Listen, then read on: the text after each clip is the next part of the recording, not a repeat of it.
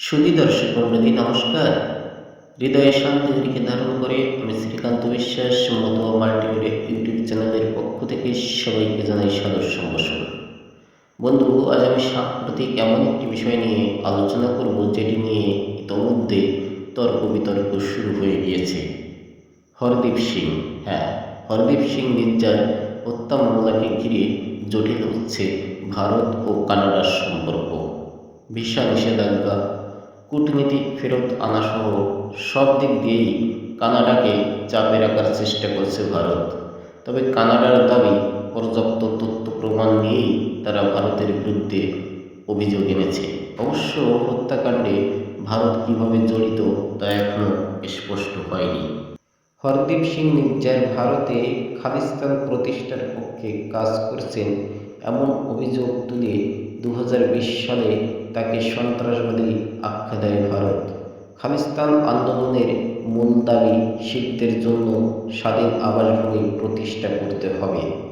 ভারতের বাইরে সবচেয়ে বেশি শিখ ধর্মাবলম্বীদের বাস কানাডাতেই। প্রতি বছর অনেক ভারতীয় শিক্ষার্থী উচ্চশিক্ষা লাভের জন্য কানাডায় যান। ভারত কানাডার মধ্যে চলমান উত্তেজনা, ভারতে বসবাসরত শিখ, কানাডায় বসবাসরত শিখ ছাড়া অনেক ভারতীয় এবং কানাডায় যেতে ইচ্ছুক ভারতীয়দের চিন্তায় ফেলে দিয়েছে। ইতিমধ্যে ভারতের পররাষ্ট্র মন্ত্রণালয় কানাডায় বসবাসরত ভারতীয়দের সতর্ক করে বলেছে, কানাডায় সম্প্রতি ভারত বিরোধী কর্মকাণ্ড বাড়ছে। এই পরিস্থিতিতে সবাইকে সতর্ক থাকতে হবে। এদিকে কানাডার নাগরিক আরেক শিখ নেতা ও আইনজীবী গুরপট পান্ত সিং পান্নুর ভারতে থাকা সম্পত্তি বাজেয়াপ্ত করেছে ভারত সরকার। পান্নু সম্প্রতি এক ভিডিওতে কানাডায় বসবাসরত হিন্দুদের ভারতে ফিরে যেতে বলেন। তার মতে ভারতীয়রা চরম মনোভাব নিয়ে ভারত কর্তৃপক্ষের সমর্থন করছেন। পরে ভারতের এক নিউজ চ্যানেলে তার একটি সাক্ষাৎকার সম্প্রচারিত হয়। সেখানেও তিনি একই বক্তব্য রাখেন। সাক্ষাৎকারটি প্রচারিত হওয়ার পর ভারত সরকারের পক্ষ থেকে চ্যানেলটিকে সতর্ক করা হয় ও ভারতের গোয়েন্দা সংস্থা NIA চণ্ডীগড়ে পান্নুর একটি বাড়ি বাজেয়াপ্ত করে। কূটনৈতিক লড়াই।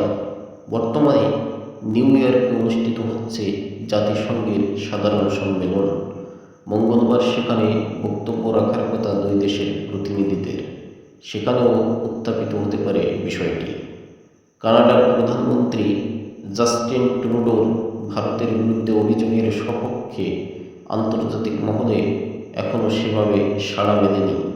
মার্কিন যুক্তরাষ্ট্র, যুক্তরাজ্য সহ পশ্চিমা দেশগুলি জানিয়েছে তারা এই বিষয়ে উদ্বিগ্ন। ভারতকে সরাসরি দায়ী করে কেউ কিছু বলেনি। তবে কানাডার মূল লক্ষ্য ভারতকে ভেদ করা। তো দর্শক মণ্ডলী, এই ছিল আজকের ভিডিও। আশা করি এই ভিডিওটি আপনাদের ভালো লেগেছে। ভালো লাগলে অবশ্যই লাইক করবেন, কমেন্টস করবেন, শেয়ার করবেন।